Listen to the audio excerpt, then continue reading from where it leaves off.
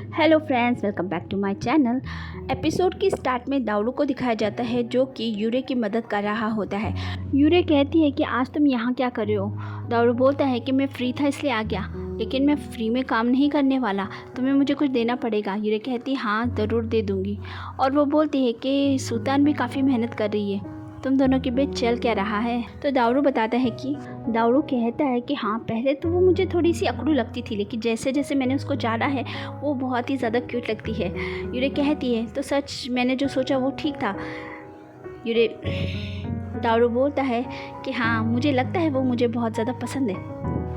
उसके हाथ से एक चाकू गिर जाता है तो वो ज़ोर से चिल्लाता है। सुल्तान वहाँ भागी हुई आ जाती है और वो बोलती है कि क्या हुआ, तुम्हें चोट तो नहीं लगी। अपनी इतनी केयर देखकर दाऊरू के दिल में और लड्डू फूटने लग जाते हैं। जिंजू जो है भागता हुआ आता है और बोलता है कि मैडम आइलैंड मास्टर की तबीयत फिर से ख़राब हो गई है, वो बेहोश हो गए हैं। ये सुनते ही वो डर जाती है।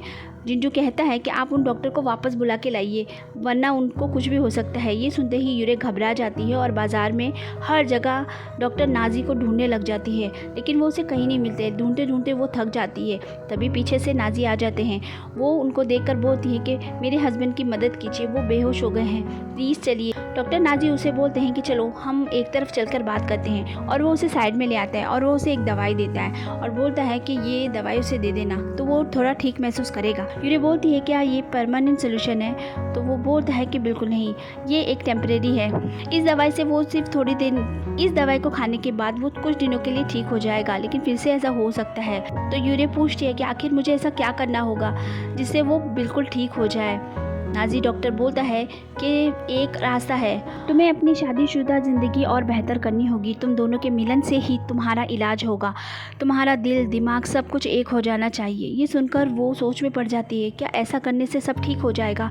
डॉक्टर कहता है हाँ बिल्कुल ठीक हो जाएगा, जैसे तुम ठीक हुई थी वैसे ही वो ठीक हो जाएगा। ये सुनकर वो सोच में पड़ जाती है और वहाँ से निकल जाती है। यूरे जो है चलते चलते घर पहुँच जाती है। वो अंदर जाना चाहती थी, सिपाही उसे रास्ते में रोक देते हैं, वो उसे अंदर जाने नहीं देते हैं। वो उसको एक पेपर देते हैं, वो पढ़ती है तो वो डिवोर्स के पेपर होते हैं। यूरे जो होती है दवाई सिपाहियों को देकर वहाँ से चली जाती है और घर जाकर उन पेपर को देखती है। उसकी सहेली पूछती है कि ये आइलैंड मास्टर तुम्हें डिवोर्स देना चाहते हैं।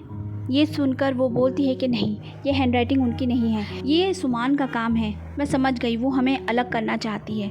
यूरे कहती है कि मैं जानती हूँ यैन मुझे कभी डिवोर्स नहीं देना चाहता।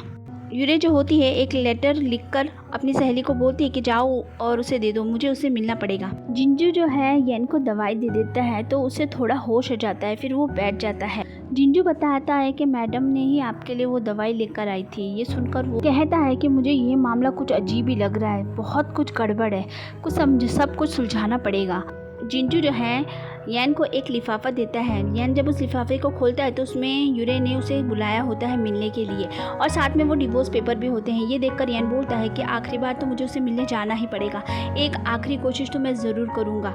अब हमें पेड़ का सीन दिखाया जाता है जहाँ पर यैन इंतज़ार कर रहा होता है। यूरे वहाँ पर जाती है लेकिन वो कुछ बोलती नहीं है, यैन की बात ही सुनती है। यैन बोलता है कि ये सब शुरुआत हुई थी, लेकिन मैं तुम्हें बहुत ज़्यादा चाहता हूँ, मैं दोबारा कभी झूठ नहीं बोलूँगा, कभी कोई भी बात नहीं छुपाऊँगा, प्लीज़ तुम मेरी ज़िंदगी में वापस आ जाओ, मुझे छोड़कर मत जाओ। ये सुनने के बाद यैन जो है अपने दिल की सारी बातें उसे बता रहा होता है, मगर यूरे के दिमाग में बस एक ही चीज़ घूम रही होती है कि किस तरह मैं यैन को ठीक कर सकती हूँ। डॉक्टर नाजी की बात सुनने के बाद उसे लगता है कि शायद यही आखिरी रास्ता होगा और वो उसे किस कर लेती है। आगे हमें दिखाते हैं कि लॉर्ड जुआन जो है बहुत ही ज़्यादा गुस्से में होता है।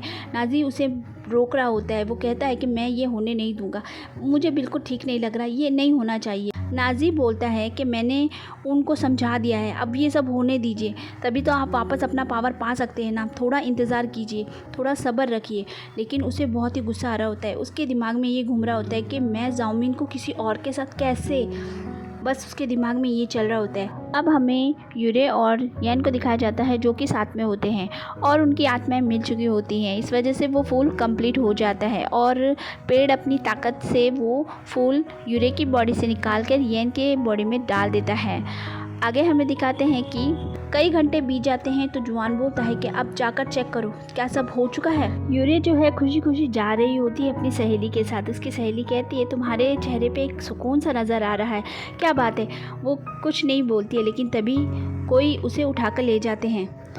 उसकी सहेली भागती हुई यैन के पास जाती है और बता देती है। यैन उसे ढूंढता हुआ पहुंचता है तो डॉक्टर नाजी जो होते हैं वो एक लड़की को ऐसे कपड़े में बांधा हुआ वहाँ पे होता है। वो उसे लड़ाई करता है और बोलता है कि मैं इसे मार दूंगा अगर तुमने अपनी जान नहीं ली तो। यैन पूरी ताकत के साथ उसके साथ लड़ाई करता है, लेकिन यैन को समझ में आ जाता है कि वो उसकी बीवी नहीं है, इसलिए वो बोलता है कि मुझे पता है ये मेरी बीवी नहीं है, तो मुझे बताओ कि आखिर यूरे कहाँ पर है।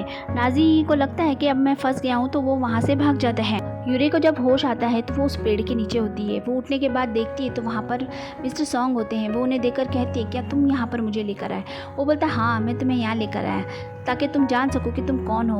वो उसे ज़ाओमिन कह के बुला रहा होता है और वो उसे बोलता है कि तुम अपनी माँ का बदला नहीं लेना चाहती तो तुम उस हाओयान को छोड़ क्यों नहीं देती? इसमें मैं तुम्हारी मदद कर सकता हूँ बदला लेने के लिए। यूरे कहती है कि हमारे मामले में तुम्हें बोलने की ज़रूरत नहीं, मैं खुद संभाल सकती हूँ सब कुछ। जुआन बोलता है कि यैन ने तुमसे झूठ बोला था, तुम्हारी माँ के साथ भी बुरा हुआ और फिर भी तुम उसका साथ देना चाहती हो। तुम्हारी माँ की आत्मा को बिल्कुल शांति नहीं मिलेगी।